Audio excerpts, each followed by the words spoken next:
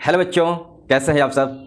आप लोगों को बता दें कि बहुत सारे बच्चों को ऑब्जेक्टिव याद करने में बहुत सारी कठिनाई होती है। आज एक ऐसा उपाय बतलाने वाले हैं जिससे आप बहुत ही इजी, बहुत ही आसान तरीके से ऑब्जेक्टिव को याद कर सकते हैं। बहुत सारे बच्चों का यह प्रश्न रहता है कि सर ऑब्जेक्टिव को कैसे याद करें, ऑब्जेक्टिव याद नहीं होता है। और किसी भी आप एग्जामिनेशन में चले जाएं, चाहे आपका वो एग्जामिनेशन किसी भी कॉम्पिटिशन का हो, बड़े से बड़े लेवल का कॉम्पिटिशन का हो या छोटे से छोटे लेवल का कॉम्पिटिशन का हो, इसके अलावा जो भी आप किसी भी बोर्ड में हो, आप मैट्रिक में हो, इंटर में हो, बीए में हो, एमए में हो, इन सारी चीजों में जो है आप लोगों का ऑब्जेक्टिव पूछा जाता है और ऑब्जेक्टिव की तैयारी करनी पड़ती है। तो आज मैं ऐसा ट्रिक्स बतलाने वाला हूं जिस ट्रिक को जानकर आप आसानी से किसी भी विषय का, ये नहीं कि इस विषय का, किसी भी विषय का आप जो है ऑब्जेक्टिव को याद कर सकते हैं और ऑब्जेक्टिव को कहीं पर भी याद कर सकते हैं। ये बहुत ही आसान दो ऐसे टिप्स बतलाने वाले हैं जिससे आपकी ऑब्जेक्टिव की सारी प्रॉब्लम जो है वो दूर हो जाएंगी। तो चलिए इसको शुरू करते हैं। तो मैं भूपेश नाथ गोस्वामी, देखिए आप लोगों को बतला दें कि आपको जब भी ऑब्जेक्टिव को याद करना हो, ध्यान से सुनिएगा, जब भी आपको ऑब्जेक्टिव को याद करना हो तो आप अपनी जो है एक कैपेसिटी रखिएगा और टाइमिंग रखिएगा। मान के चलिए कि आपको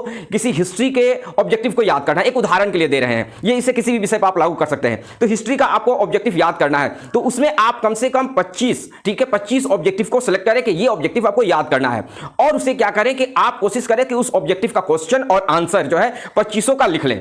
अब आपको करना क्या है कि इस क्वेश्चन और आंसर को लिखकर अपने पॉकेट में रखना है। कहीं पर भी आप हैं, कुछ भी कर रहे हैं, एक बार निकालकर आपको देख लेना है। तो आपको जब भी मौका मिल रहा है, आप कुछ भी कर रहे हैं, मान के चलिए कि आप जो है बैठे हुए हैं, ठीक है, मोबाइल चला रहे हैं, इसके अलावा कुछ भी कोई भी काम कर रहे हैं, तो वैसी स्थिति में आपको निकालकर एक बार देख लेना है जब आपके पास जो है लगे कि हाँ आप निकालकर देख सकते हैं। तो वैसी स्थिति में क्या होगा कि वो जो क्वेश्चन है आपके माइंड में बार बार रिकॉल होता रहेगा, बार बार आप उसे रिवीजन करते रहेंगे और वैसे याद करने पर आप उसे भूलेंगे भी नहीं और आपके दिमाग में वो छप जाएगा। तो इस तरीके से आप कुछ भी कर रहे हैं, चाहे आप मैथ्स बना रहे हो, एक बार देख लिया आपको याद हो गया, गाना सुन रहे हो, ठीक है, उसको बंद कर एक बार देख लिया याद हो गया। तो आप इस तरीके से अगर करते हैं तो 25-25 कर अगर लिखते हैं तो एक दिन में तो इजीली 25 याद हो जाएंगे। एक दिन क्या, एक घंटे में याद हो जाएंगे। आपको उसको लिखकर अपने पॉकेट में रख लेना है, जब भी आपको मौका मिले उसको निकालकर देख लेना है। ऐसे करने से देखिए, ऐसे बहुत ही कम लोग करते हैं। अगर इस तरीके से कीजिएगा, इजीली घूमते फिरते, चलते हुए, कुछ भी करते हुए, एनी टाइम जो है कुछ भी आप कर रहे हैं उससे कोई इसको फर्क नहीं पड़ता है, आपका ऑब्जेक्टिव याद हो जाएगा। ये बहुत ही वेरी इजी टिप्स है और बहुत ही कम लोग इसे अप्लाई करते हैं। तो आप अभी से ही लग जाइए, आपका जो भी ऑब्जेक्टिव याद करना है इसे आप लिख लीजिए, ठीक है, क्वेश्चन लिखिए, उसका आंसर लिखिए, क्वेश्चन लिखिए, आंसर लिखिए और उसको आप अपने पॉकेट में रखिए और जब मन करे, जहां आपको मौका मिले वहां आप जो है इसको देख लें। ये किसी भी विषय पर लागू होता है। अगर मान के चलते हैं कि अगर मैथमेटिक्स का हम लोग बात करते हैं तो मैथमेटिक्स में बहुत सारे ऐसे फॉर्मूले होते हैं जिसको आपको याद करना पड़ता है। फिजिक्स में बहुत सारे ऐसे फॉर्मूले होते हैं जिसे आपको याद करना पड़ता है। तो वैसे फॉर्मूले को आपको जो है लिख कर रखते हैं और देख लेते हैं, इजीली आपको याद हो जाएगा। अब आते हैं दूसरे ट्रिक पर जो बहुत ज्यादा, उससे भी ज्यादा इंपॉर्टेंट है। देखिए होता क्या है कि जब भी हम लोग ऑब्जेक्टिव को याद करते हैं तो उसके कॉन्सेप्ट को समझना नहीं चाहते हैं। हम लोग क्या चाहते हैं कि जल्द से जल्द जो है ऑब्जेक्टिव याद हो जाए। लेकिन अगर आप कॉन्सेप्ट को एक बार समझ जाते हैं तो आपको वो जीवन भर के लिए याद हो जाता है, आपको दोबारा उस विषय को देखने की जरूरत नहीं पड़ती है।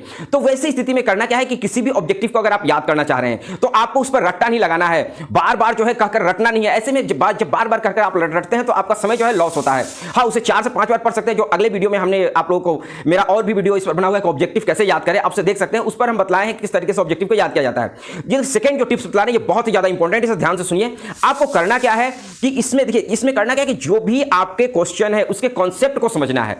अगर आप एक बार समझ गए तो ऑब्जेक्टिव आप जीवन भर भूलने वाले नहीं है। तो किसी भी क्वेश्चन के ऑब्जेक्टिव को आपको एक बार पढ़ना है और उसको जो है समझने की कोशिश करना है, क्योंकि जो चीज हम लोग समझ जाते हैं वो जीवन भर याद रहता है और जो चीज रटते हैं उसे कुछ दिनों के बाद हम लोग भूल जाते हैं। तो आपको यही इसमें अपनाना है कि आपको उस चीज को समझ लेना है। लेकिन बहुत सारे ऐसे चीज है जो समझ में नहीं आता है या फिर ये प्रॉब्लम होती है कि उसे समझाएगा कौन, ठीक है। तो आप उसे गूगल पर सर्च कर उसके बारे में टोटल जो है पढ़ सकते हैं और उसके बारे में समझ सकते हैं। इसमें टाइम ज्यादा लगता है लेकिन याद भी ज्यादा समय तक रहता है। तो ये दो टिप्स आप लोगों को बताया है, इसमें से जो आपको आसान लगे उस टिप्स को जरूर अपनाएं और कमेंट बॉक्स में लिखें कि आपको कौन सा टिप अच्छा लगा। मिलते हैं हम लोग अगले वीडियो में। और अभी तक आपने मेरे इस चैनल को सब्सक्राइब नहीं किया, प्लीज चैनल को जल्द से जल्द सब्सक्राइब करें, लाइक करें, कमेंट करें। जय हिंद।